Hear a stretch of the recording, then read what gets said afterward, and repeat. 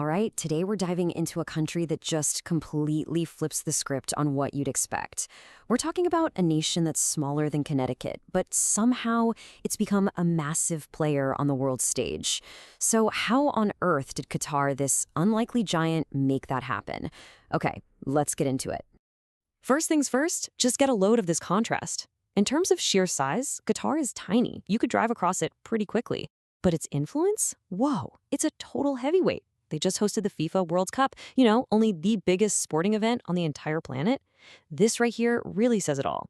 So, how does a country this small grab so much of the world's attention? Well, that's the big question we're going to unpack. To really understand Qatar today, we've got to rewind the clock a bit. Because the Qatar you see now, with all the sparkling skyscrapers and futuristic stadiums, it is a universe away from what it was just a few generations ago. Its transformation has been, it's nothing short of spectacular. This quote from our source material just nails it. Think about that for a second. In basically a single lifetime, Qatar went from being known for pearl diving, a poor protectorate, to a global energy superpower. It is one of the most incredible economic turnarounds you'll ever see. This timeline really shows you the key moments. You got the Al Thani family leading the way since the 1800s, which is a big deal for stability. But the real game changer, the moment they hit the turbo button, that came in 1995. That's when a new leader, Emir Hamad bin Khalifa Al Thani, kicked off this intense era of modernization that set the country on the path it's on today, leading to huge global moments like that 2022 World Cup. So, all this transformation, all this wealth, where did it come from? Well, the answer isn't on the land. It's buried deep under the waters of the Persian Gulf. Qatar's incredible rise is fueled, quite literally, by one of the largest natural gas fields in the world.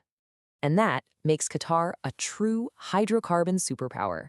It's a perfect description. Its whole economy, its global clout, it's all built on this one gigantic foundation of natural gas. It's not just part of their economy. It's the engine that drives every single thing.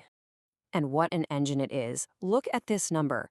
We're talking about nearly 24 trillion cubic meters of proven natural gas reserves. That number is so big it's hard to even wrap your head around it. But what it means is that Qatar is in the top 3 for natural gas reserves on the entire planet.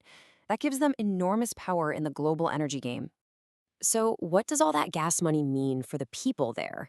Well, it translates into one of the highest GDP per capita figures you'll find anywhere in the world, over $110,000 per person. And you can see that wealth everywhere, from the incredible infrastructure and public services to things like tax-free salaries. And get this, the real-world impact is just staggering. An unemployment rate of 0.2%. That's a number most countries can't even dream of. It's effectively full employment, a direct result of that hydrocarbon-fueled economy firing on all cylinders. But, and this is a huge but, this explosive economic growth needed a massive workforce to build a modern nation basically from scratch.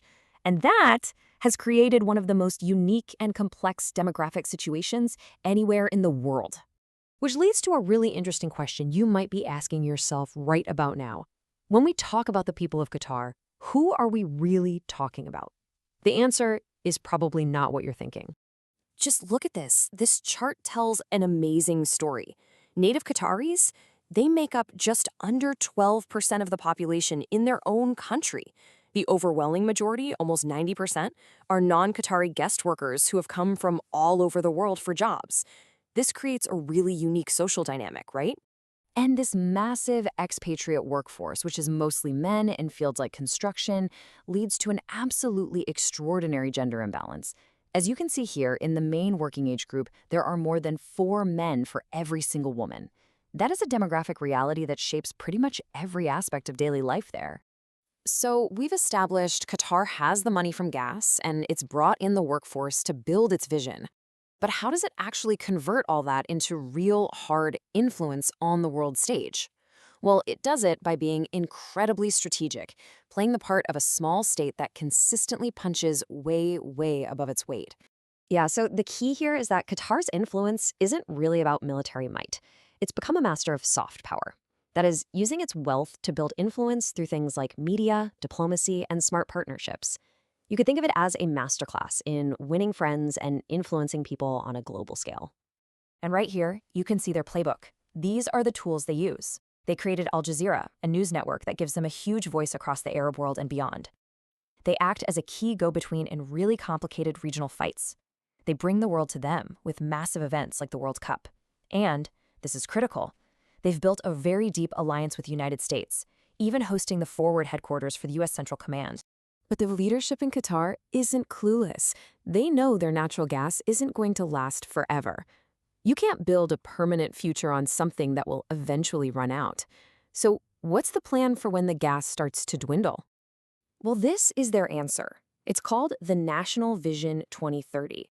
And it's a huge, ambitious plan to completely shift Qatar's economy away from being based on resources and towards one based on knowledge, investing in things like education, technology, and sustainability, all to secure a solid future for the next generation of Qataris. So that leaves us with a big, lingering question. For a nation that got incredibly wealthy from a resource that won't last forever, and for a society that's built on a temporary workforce, what does the next chapter actually hold? Can Qatar manage to reinvent itself a second time, from a hydrocarbon superpower to a knowledge-based one? The answer isn't just going to define Qatar's future. It could be a roadmap for other nations facing these exact same challenges.